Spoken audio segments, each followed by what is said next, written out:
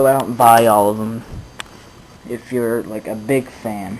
I don't have all of them yet, but I do plan on getting all of them. And this is a family fun pack, or fun time, whatever, that I got at a Dollar General. I'm not gonna lie. And I like both of these movies. I like Hook and The Indian in the Cupboard. Now, both of these, in my opinion, are underrated movies. This is, of course, Steven Spielberg.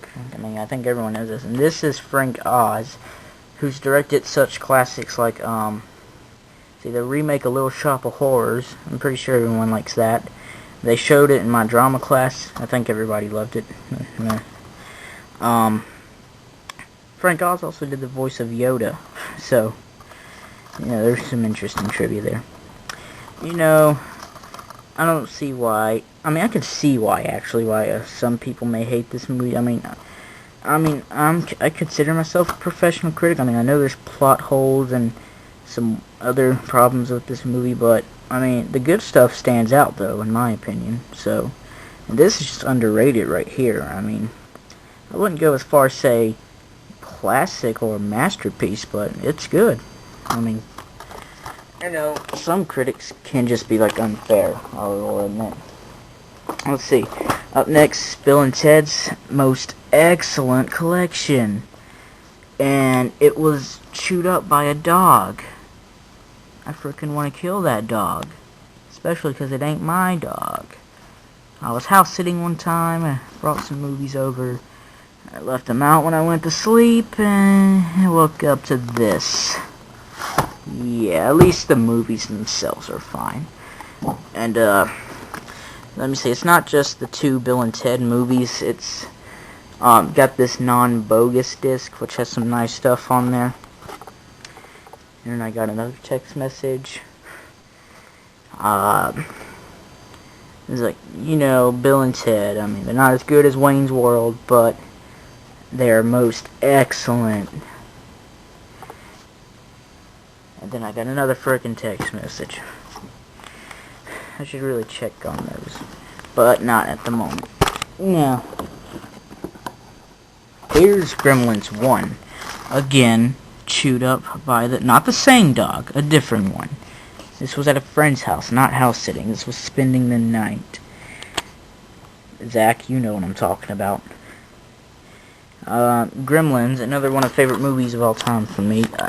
I first saw it when I was probably 8 or 9 years old, and I was spending the night at a friend's house. They were twin brothers. I'm not going to mention their name in case they don't want me to. But, they had it on VHS, and we watched it. And at the time, I was scared by it, and I laughed at it, but now I just laugh at it. Because it's Gremlins, man. Look at that. I'm pretty sure that's supposed to be scary, but it's kind of funny to me. So yeah, Gremlins. I'm glad the DVD itself ain't chewed up. Hey, what do you know? A good M. Night Shyamalan movie. Now, no, I don't hate all of his movies. I think there's probably 2 or 3 that are good. This is his first one. Of course, it's the best. Not every single director whose first movie is always the best, but it works sometimes. But if you've ever heard the quote, I see dead people. They're everywhere. You know what I'm talking about. So I think this actually is considered the #1 thriller of all time. I could be wrong. But now, Nightmare Before Christmas, Halloween and Christmas movie. I wish I could say that a lot. Now, Tim Burton is one of my favorite directors of mine, behind Steven Spielberg. Everybody loves this movie, I'm sure of it. Stop motion classic, nothing like this has ever been done before. One of the most original, the fact that I can say it's both a Halloween Christmas movie is proof that it's really original. It's just fantastic. Come on. I keep getting friggin' text messages. I don't even know why. It's 2 in the morning and I'm filming this. That's why I'm in my Mario pajamas.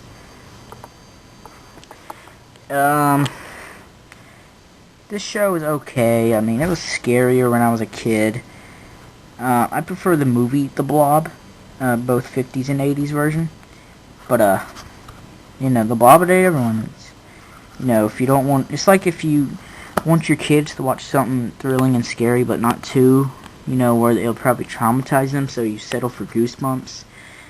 Or, like, Are You Afraid of the Dark? So, yeah, so it's okay. I like the show, still.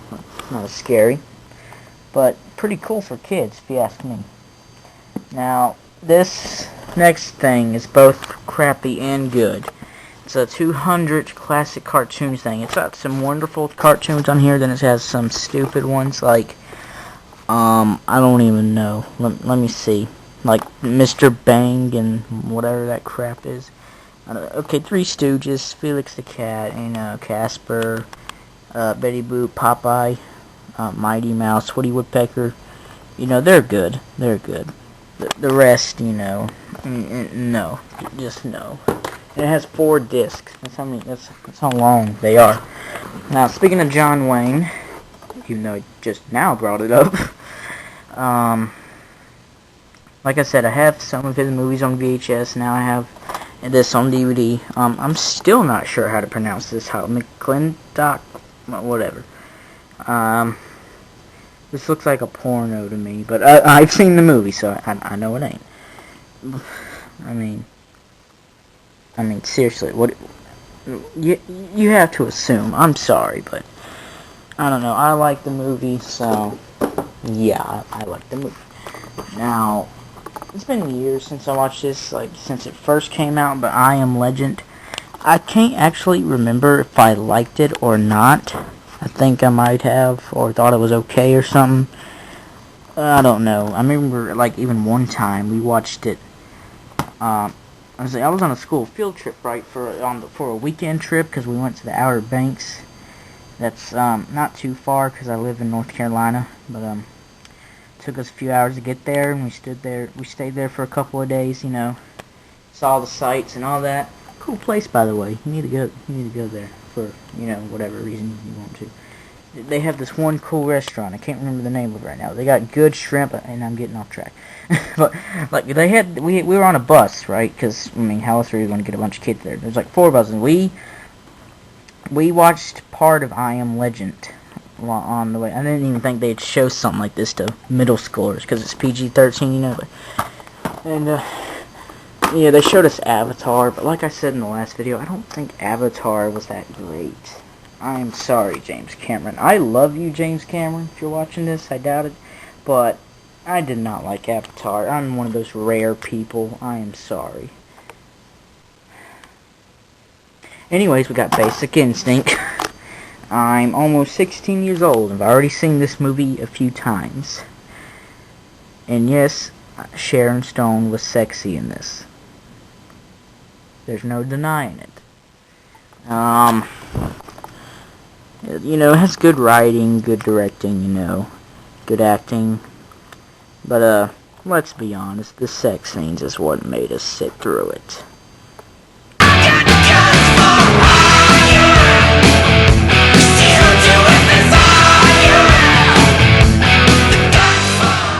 I hate this movie. A lot of people do. Blair Witch Project.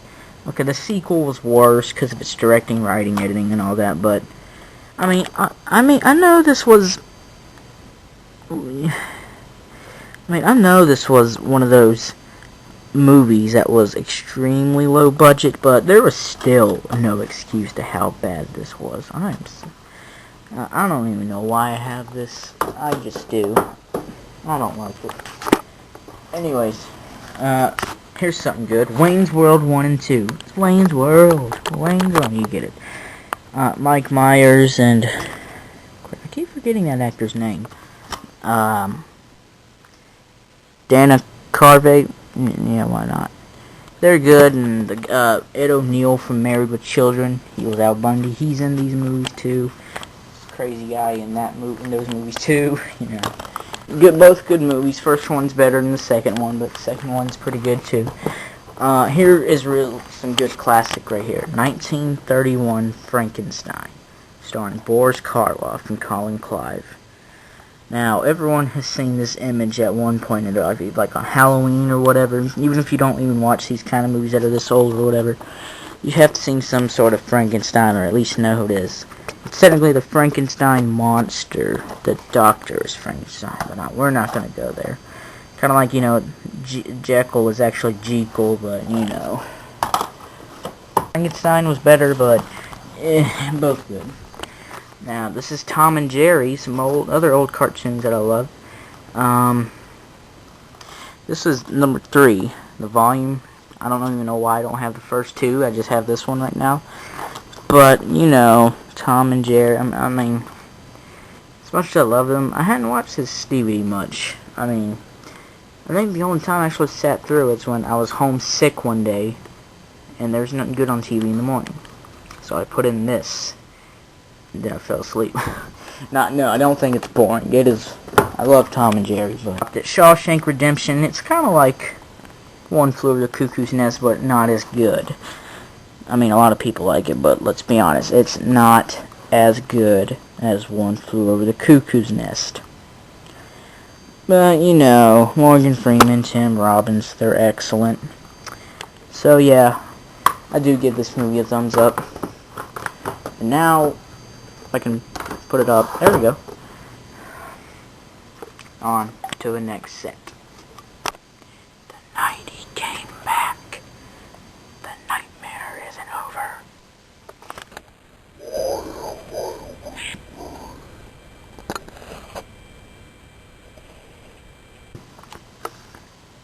Not as good as first, but not bad. Moving on.